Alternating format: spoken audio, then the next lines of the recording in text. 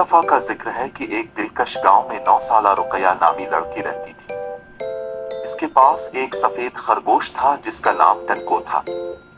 टनको इसका सबसे अच्छा दोस्त था और उन्होंने एक साथ बहुत सी मुहिम जोई की। हर सुबह रुकया टनको की देखभाल के लिए जल्दी उठती। वो उसे ताजा सब्जियां खिलाएगी और उसके आरामदेह छोटे से हुज को साफ करेगी।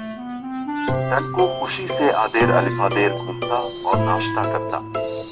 नाश्ते के बाद रुकया और टनको बाग में खेलना पसंद करते थे।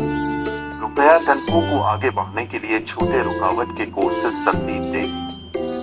वो घंटों खेलते, हंसते और ताजा हुआ से लुत्फ अंदोज होते रहे। एक दिन बाग के बहुत दूर की तलाश के दौरान रुकया और टनको ने एक पोशीदा रास्ता दरियाफ्त किया। पुरजोश और मुतजस्सिस उन्होंने इस पर अमल करने का फैसला किया। रास्ता उन्हें जंगली फूलों और चमकती हुई नदी से भरे एक खुफिया घास के मैदान की तरफ ले गया।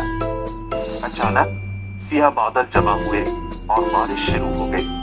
रुकया ने जल्दी से टनको को उठाया और एक बड़े दरख्त के नीचे बना दिया। उन्होंने बारिश की बूंदों को गिरते हुए देखा जब वो पत्तों से टकराते हुए मौसीकी बना रहे थे।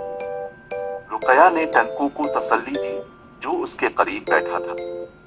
बारिश रुकी तो आसमान पर एक जादुई कौस कज़ा नमूदार हुई। रुकया और टनको इसके रंगों से मशहूर हो गए। उन्हें ऐसा लगा जैसे उन्होंने कोई छुपा हुआ खजाना ढूंढ लिया हो और इस लम्हे की खूबसूरती की तारीफ करते हुए खामोशी से बैठ गए। सूरज दोबारा चमकने के साथ रुकया और टनको घर की तरफ चल पड़े। वो थके हुए थे लेकिन खुश थे।